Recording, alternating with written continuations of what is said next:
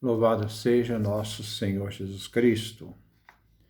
Nós vamos continuar a nossa reflexão do livro da Carta aos Hebreus, capítulo 10, versículo 26 a 39, é o nosso 27º encontro. Ouçamos o texto. No capítulo 10, versículo 26 a versículo 39. De fato, se continuarmos pecando, depois de termos recebido o conhecimento da verdade, já não há sacrifícios que possam tirar nossos pecados. Fica apenas uma terrível espera do julgamento e o ardor de um fogo para devorar os rebeldes. Quem desobedece à lei de Moisés é condenado à morte sem piedade, tendo como base o testemunho de 2 ou 3 pessoas. Vocês então podem imaginar o castigo bem mais severo que merecerá aquele que pisou o Filho de Deus, que profanou o sangue da aliança, pelo qual foi santificado, e que insultou o Espírito da graça. Conhecemos aquele que disse: a mim pertence a vingança, eu é que retribuirei, e ainda o Senhor julgará o seu povo. É terrível cair nas mãos do Deus vivo. Lembre-se dos primeiros dias, depois que vocês foram iluminados. Vocês tiveram que suportar uma grande e penosa luta. Ora, expostos publicamente a insultos e tribulações, ora tornando-se solidários com aqueles que assim eram tratados. De fato, vocês participaram do sofrimento dos prisioneiros e aceitaram com alegria ser despojados dos próprios bens, sabendo que possuíam bens que são melhores e mais duráveis. Portanto, não percam agora a coragem, para a qual está reservada uma grande recompensa. Vocês necessitam apenas de perseverança, a fim de cumprirem a vontade de Deus e assim alcançarem o que Ele prometeu.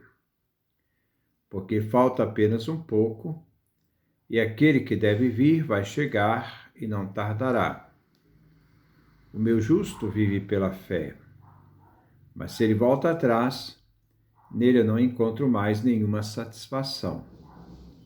Nós, porém, não somos como aqueles que voltam atrás para se perder, mas somos homens de fé para salvar a nossa vida.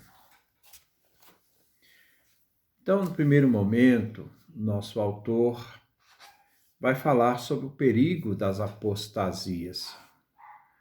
Apostasia é aquela pessoa que renega a própria fé que recebeu no batismo. Ele então começa, versículo 26. De fato, se continuarmos pecando, depois de termos recebido o conhecimento da verdade, já não há sacrifícios que possam tirar nossos pecados. Ele diz, depois de recebermos o batismo, que ele chama conhecimento da verdade, segundo o nosso autor, não se pode nem se deve mais pecar.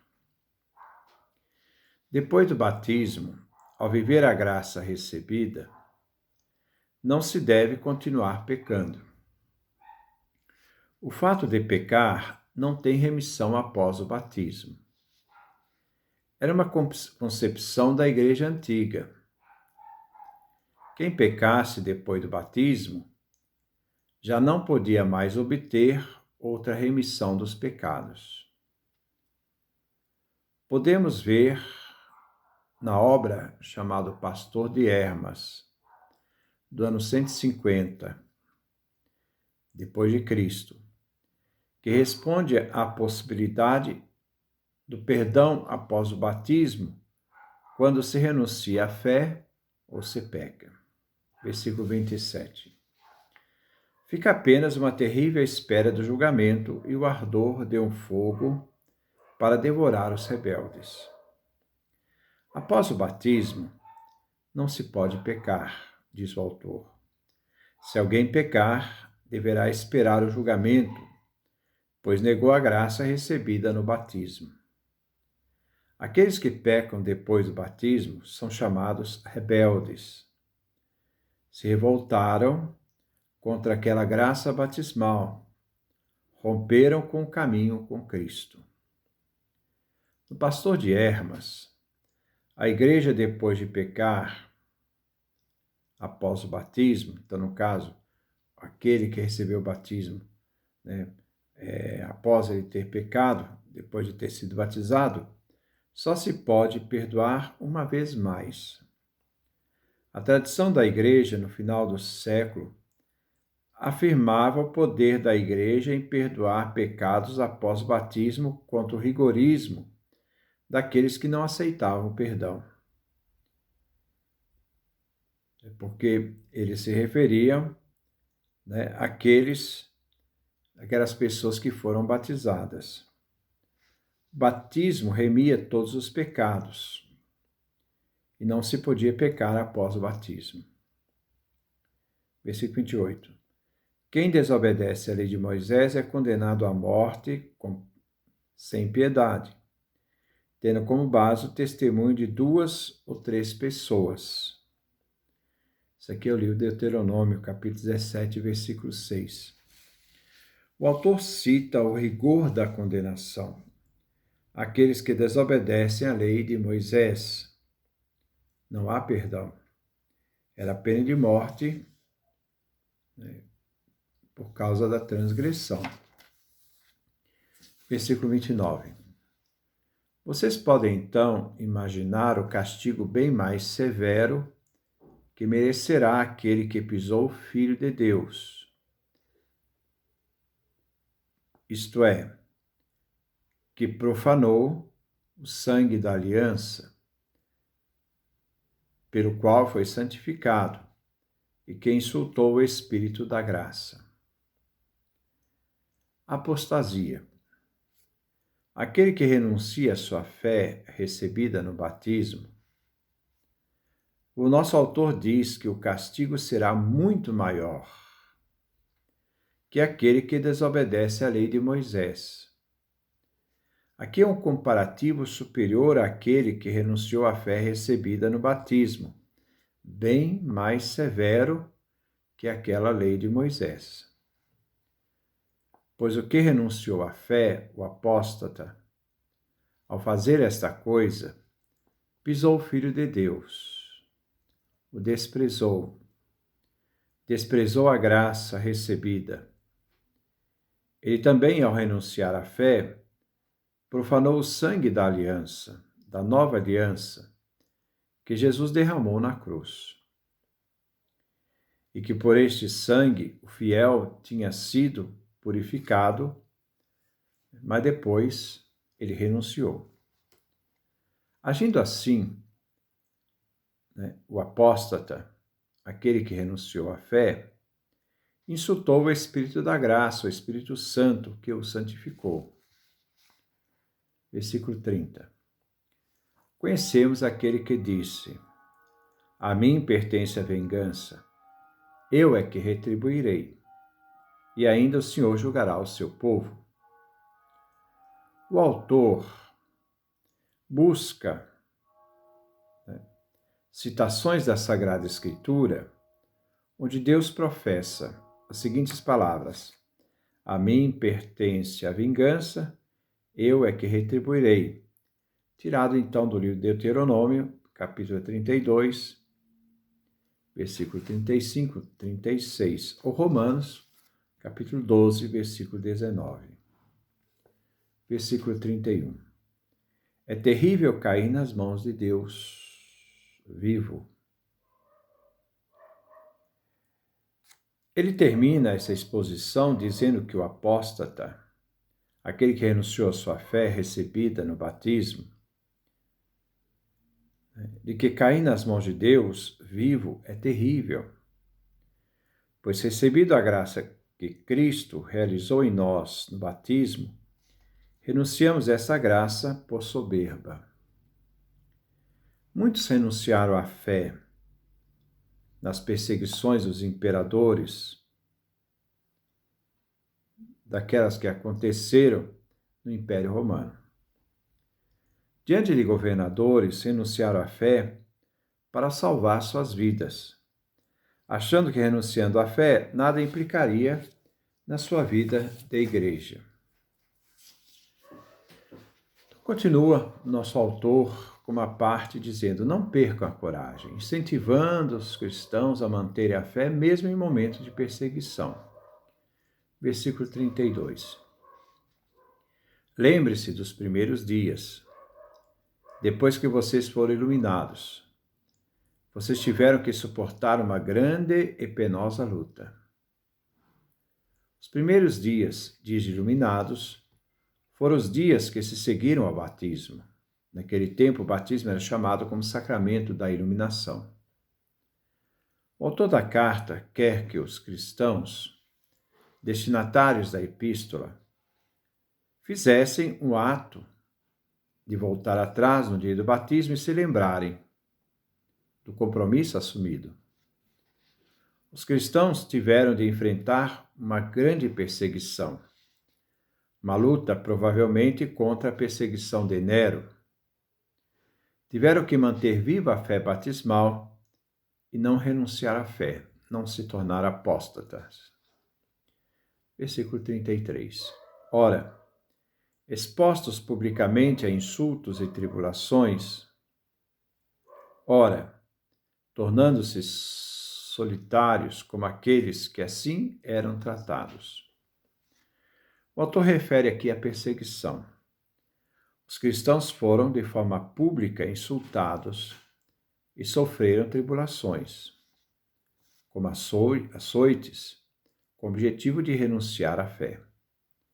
Se tornaram como que marginais e eram tratados assim, eram isolados. Versículo 34. De fato, vocês participaram do sofrimento dos prisioneiros, aceitaram com alegria ser despojados dos próprios bens, sabendo que possuíam bens que são melhores e mais duráveis. Os cristãos perseguidos foram equiparados a prisioneiros comuns, prisioneiros que cometeram crimes. Embora os cristãos não haviam cometido nenhum crime. O único crime deles é porque eram cristãos. Mas a forma de encarar a prisão foi diferente dos prisioneiros marginais. Eles aceitaram a cadeia com alegria. Alguns não renunciaram à fé e perderam seus bens, que foram confiscados pelo governo. Os cristãos não se importavam de manter a fé, mesmo perdendo os bens materiais, terrenos, pois pela fé possuía os bens eternos, que eram melhores e duráveis. Novamente, uma comparação. Alguns, para não perder os bens materiais, renunciaram então à fé. Versículo 35. Portanto, não percam a coragem, para a qual está reservada uma grande recompensa.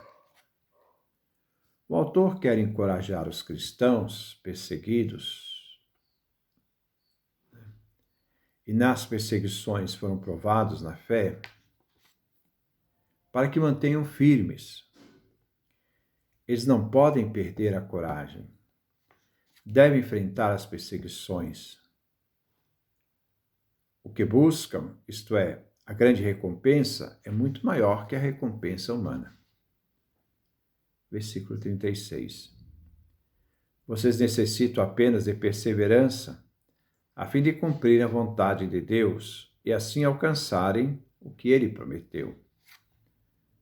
O autor diz que os cristãos perseguidos pela fé, que não são apóstatas, que não apostataram, isto é, perderam ou renunciaram à fé, precisam somente de perseverança. A perseverança faz cumprir a vontade de Deus. Jesus nos diz: quem perseverar até o fim, este será salvo. Nós vemos lá no Evangelho de Marcos, capítulo 13, versículo 13. Assim, perseverando, é que se alcança o que ele prometeu, isto é, a salvação. Versículo 37. Porque falta apenas um pouco, e aquele que deve vir vai chegar e não tardará. A promessa se realiza com a fidelidade daquele que promete a salvação. Ele virá. Devemos esperar, não perder a esperança, sermos sustentados por esta fé. Ele virá no fim dos tempos, mas antes, virá também no momento da nossa morte. Não adianta manter a segurança de uma vida passageira e seus bens materiais e perdermos a fé e a esperança nos bens eternos. Versículo 38.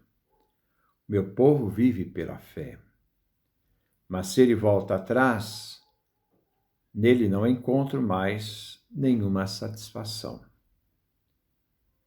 Renunciar à fé e à esperança e trair a promessa divina. O cristão deve viver através da fé, que o sustenta, não renunciar à fé, não voltar atrás, pois assim Deus não vai encontrar no batizado fiel a sua satisfação. Versículo 39. Nós, porém, não somos como aqueles que voltam atrás para se perder, mas somos homens de fé para salvar a nossa vida. Ele diz: não somos aqueles que renunciam à fé e o compromisso batismal. Não somos apóstatas, diz o autor da carta. O fim desses apóstatas é a perda de si mesmo. Os cristãos são pessoas de fé, e o destino final da perseverança é salvar a nossa vida. Resistência e não deixar ser vencidos. A fé cristã é uma resistência. Nós acreditamos para resistir e enfrentar todos os desafios de várias situações que querem fazer com que percamos a fé que recebemos no batismo, que renunciemos à fé, que troquemos a plenitude eterna por bens passageiros. E isto nós vamos ver que muitas pessoas fazem.